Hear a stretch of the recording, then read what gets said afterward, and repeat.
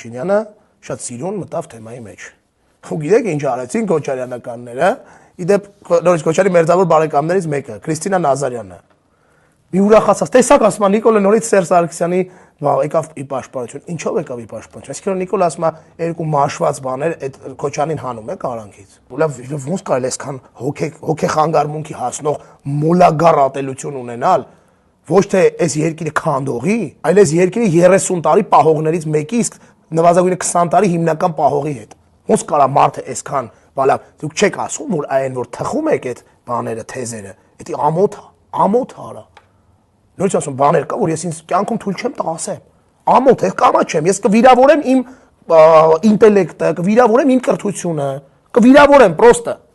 եթե ես դրանից խոսամ։ Ասում ահա եկավ օգնության, չեկավ է օգնության։ Նիկոլն եկել է բազարը դնի ջեբը, ձեր բերած բազարը, ու դնելու է ջեբը Նիկոլը։